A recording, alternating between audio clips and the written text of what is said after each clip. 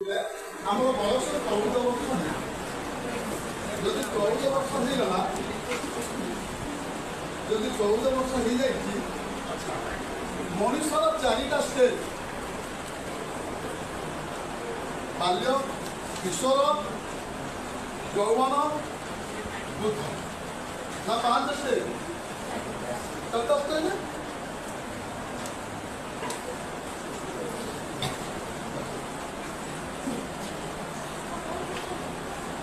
देखु प्रथम स्टेज आम शिक्षा अर्जन करवा द्वितीय स्टेज धन अर्जन करवा तृतीय स्टेज धर्म अर्जन करवा जदि प्रथम स्टेज शिक्षा अर्जन न कले द्वितीय स्टेज धन अर्जन न कले तृतीय स्टेज धन धर्म अर्जन न कले मनुष्य वृथा तेणु मनुष्य जन्मटा तो सहज नुहे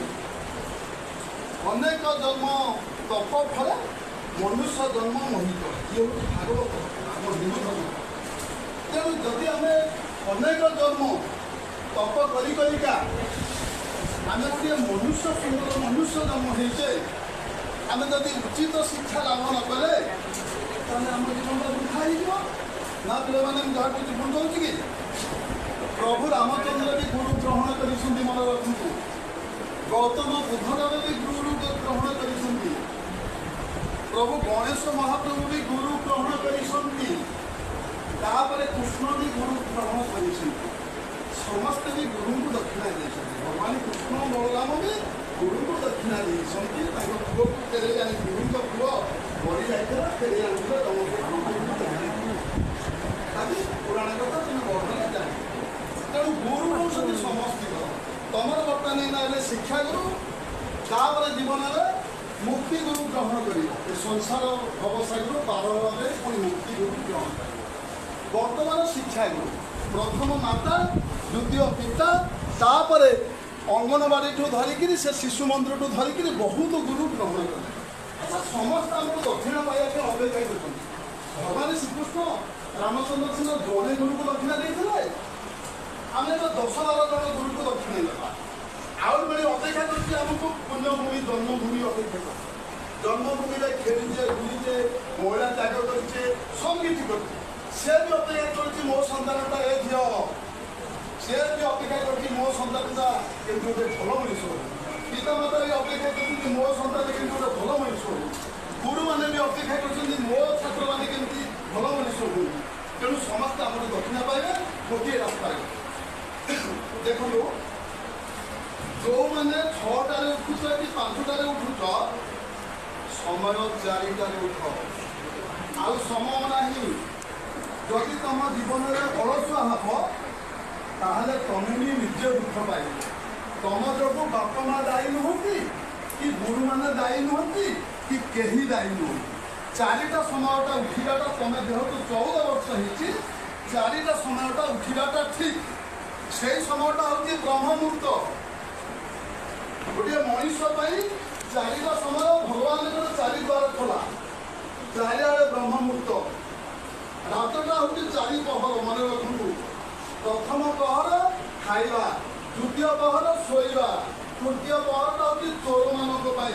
चतुर्थ पहरटा हूँ साधु सत मान जोग करती जो ब्रह्म मुहूर्त 3:30 बेले जगन्नाथ मंदिर खोला होती बाबाजी मैंने गाधुंट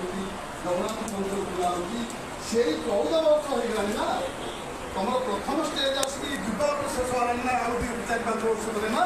तुम प्रथम स्टेज जब शिक्षा अर्जन न कल आ कि करें तेणु तुम रात 4टार उठ 4टार उठिक प्रथम कौन कर आज मन रख प्रथम कौन कर मुह धोईदेव जदि लाट्रिन देखुच लाट्रिन जीव जदि जहाँ को लाट्रिन न देखुच पर मुह धोला गोटे पूर्व मुखाई पछला आसन पकड़ पूर्व मुखाई तमें प्रथम तुम आंठाई तुम पितामाता को प्रणाम कर पितामाता पाखक जी नहीं पितामाता तुम पाखे नहांती गोटे घर निरोल तुम अछ तेणु लक्ष्य कर मो पितामाता मो पाखे ढड़ा होती मानस दर्शन से बहुत पुण्य लाभ कर बहुत ज्ञान बढ़ पितामाता को गोटे आंठिक प्रणाम कर ତାପରେ ଟେକାସନ ବସି ପଡ଼ିବ ପୂର୍ବମୁଖା ହେଇକି ମାତ୍ର 5 ମିନିଟ୍ ବେଶୀ ସମୟ ନଷ୍ଟ କଲେ ତମେ ପାଠ କରିବ ମାତ୍ର 5 ମିନିଟ୍ କଥାଟା ଟିକେ ମାନ 5 ମିନିଟ୍ ଟେକାସନ ବସ ନହେଲେ ସମାସନ ବସ ନହେଲେ ପଦ୍ମାସନ ବସ ଯେମିତି ବସି ପାରିବ ସମାସନ ହଉ ନହେଲେ ପଦ୍ମାସନ ହଉ ଦୁଇଟା ଆସନ ବସିକିରି ମନେ ମନେ ଓಂ ନମୋ ଭଗବତେ ବାସୁଦେବାୟ ଓಂ ନମୋ ଭଗବତେ ବାସୁଦେବାୟ ଓಂ ନମୋ ଭଗବତେ ବାସୁଦେବାୟ 11 ଥର ହଉ 21 ଥର ହଉ କି 7 ଥର ଜପ କରିକି ପୁଣି ଦ୍ୱିତୀୟ ପ୍ରଣାମଟା ମୁଣ୍ଡ କହିକି ଭଗବାନ ଶ୍ରୀକୃଷ୍ଣଙ୍କୁ ପ୍ରଣାମ କରିବ ତମର ନଜର ପଡ଼ିଯିବ ଅନୁମାନ ଆଖିଟା ଟିକେ ଅଧା ବୁଝି ଦେଲେ ଜଣାପଡ଼ିବ ତମକୁ ମୋ ଆଗରେ ପ୍ରଭୁ ଛିଡ଼ା ହେଇଛନ୍ତି କି ପଛପଟେ ଗାଡ଼ି ଅଛି କି ଆଗରେ ଛିଡ଼ା ହେଇ ବୈଶି ପଠାଉଛନ୍ତି କି ଏଇଟା ହେଉଛି ମାନସ ଦର୍ଶନ ବୁଝିଲେ କି ଚାଷିଆ ବାବୁରେ ଜଗନ୍ନାଥ ମନ୍ଦିରକୁ ଯାଏ ନା ତା ଘରେ ରକ୍ଷଣ କରୁଥିଲା ବାପା ଆମେ ଡେଲି ମୁଣ୍ଡିଆ ମାରୁନା ତେଣୁ ପିତାମାତା ଆମକୁ ଶିଖେଇ ନାହାନ୍ତି ଛୁଆବେଳେ ଏଟା ପିତାମାତାଙ୍କର ଭୁଲ ଗୋଟେ ପିଲା ଯଦି ବେସଂସ୍କାର ହୁଏ ପ୍ରଥମ ମା ଦାୟୀ ଦ୍ୱିତୀୟରେ ବାପା ଦାୟୀ ଅଲଜ୍ୟ ମାତୃ ଦୋଷଣ ମୂର୍ଖତା ପିତୃ ଦୋଷଣ ଯଦି ପିଲାଟା ଅଲଜ୍ୟ ହେଇଗଲା ସେଥିପାଇଁ ମା ଦାୟୀ କେହି ଖରାପ ଭାବିବେନି ମୋତେ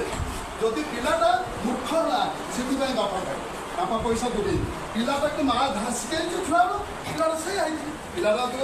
ଛୋଟରୁ ଶିଖେଇ ଥାନ୍ତା ତ ସବୁଦିନ ବାପା ମାଆକୁ ପ୍ରଣାମ କରେ ବୋଲି ଗୁରୁ ଗୁରୁଜନଙ୍କୁ ପ୍ରଣାମ କରେ ବୋଲି ସେ ପ୍ରଣାମ କରିଥାନ୍ତା ସେ ଶିଖେଇନି ଅଭ୍ୟାସ କରେଇନି ତେଣୁ ଏଇଟା ହେଇପାରିବ ନାହିଁ ତେଣୁ ତୁମେ ମନେ ମନେ ଚିନ୍ତା କରିବା ଯେ ମୋ ବାପା ମା ମୋ ପାଖରେ ଅଛନ୍ତି ଛିଡ଼ା ହେଇଛି ଅନେଇକି ପାଖକୁ ଗୋଟେ ଜୁହାର ଗୋଟେ ପ୍ରଥମ ଜୁହାରଟା କହିଥିଲି ଦ୍ୱିତୀୟ ଜୁହାରଟା ବାସୁଦେବ ଜୁହାର ହେଇକି ଦେଶେ ବହି ଖୋଲିକିରି ସେଇ 6ଟା ଲାଗି ଯେତିକି ସମୟ ଘଣ୍ଟା 1.5 ଘଣ୍ଟା ପାଠ ପଢ଼ିବ ଯେତିକିଟା ମନେ ରହିବ ବିନାୟକ ପଢ଼ିଲେ ମନେ ରହିବନି ଯଦି ମୋ କଥାଟା ଭୁଲିଯାଅ ଜୀବନରେ ଦୁଃଖ ଆସିବ ଆର ବର୍ଷକୁ 10ମ ପରୀକ୍ଷା ପଡ଼ିଯିବ ଯଦି ତୁମର ସାଙ୍ଗସାଥି ପାଖରେ ନମ୍ବର ମାର୍କ ରହିଲା ମୁହଁ ତଳକୁ କରିବ ସବୁଠି ମୁହଁ ତଳକୁ କରିବ ଲଜ୍ଜିତ ହେବ ତେଣୁ ପରିଶ୍ରମ କର ଯେଉଁମାନେ ଅଳସୁଆ ହେବ ଦୁଃଖ ପାଇବ ତେଣୁ ରାତି 4ଟାରୁ ଉଠନ୍ତୁ ପ୍ରଥମ ମୁଣ୍ଡିଆ କହିଦେଲି ବାପା ମାଆକୁ ଦ୍ୱିତୀୟ ମୁଣ୍ଡିଆ ବାସୁଦେବ ଏତିକିଟା କରନ୍ତୁ ଦେଖିବ ଜୀବନଟା ବହୁତ ଉନ୍ନତି ହେବ ତାପରେ ତୁମର ଶିକ୍ଷା ଠିକ୍ ମନେ ରଖନ୍ତୁ ଆଉ ଗୋଟେ କଥା ପିଲାମାନେ ମନେ ରଖନ୍ତୁ ଯେତେବେଳେ ବାଜି ଯାଉଛି 6ଟା ଟ୍ୟୁସନ୍ ଯିବ କିଏ 7ଟାରେ ଟ୍ୟୁସନ୍ କିଏ 2:30ଟା ଟ୍ୟୁସନ୍ ଯାଉ ଏଇଆ ନା ନାହିଁ କ'ଣ କହୁନ ଦେଖ ପିଲେ ଟ୍ୟୁସନ୍ରେ ଆମେ ଦକ୍ଷିଣା ଦେଉଛେ ଏଠି ସମସ୍ତେ ଆମେ କରୋଡ଼ପତିର ଛୁଆ ନାହିଁ ଗରିବ ଛୁଆ ଅଛନ୍ତି ଯେଉଁମାନେ ବାପା ମା 500-300 ଦେବା ପାଇଁ ପଇସା ଗୁରୁକୁ ପଇସା ବି ଦିଅ ପାଳିକି ଦେଉଛନ୍ତି କିନ୍ତୁ ଯେଉଁଟା ବୁଝି ନେବାର ଟ୍ୟୁସନ୍ରେ ସାର୍ଙ୍କୁ ଘରକୁ କିଣିଥିବା କଥା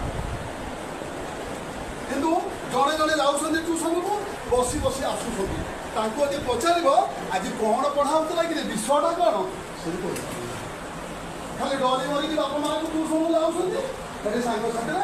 ରୋଳା କରିକି ଆସୁଛନ୍ତି କିଏ ଗୋଟେ ମୋବାଇଲ ନେଇକିରି ପ୍ରଥମରେ ବସିକି ଦେଖୁଛନ୍ତି ସେ ଭୁଲ କରନ୍ତୁ ନାହିଁ ତମ କାହାର କ'ଣ ହବ କି ବାପା ମାଆର କ'ଣ ହବ ନା ଗୁରୁମାନଙ୍କର କ'ଣ ହବ ନା ଆମେ ଆସି ବିଠଉଛୁ ଆମର କ'ଣ ହବ ତମେ ନିଜେ ନିଆଁ ଖାଇବ ଅଙ୍ଗାର ମଇଳା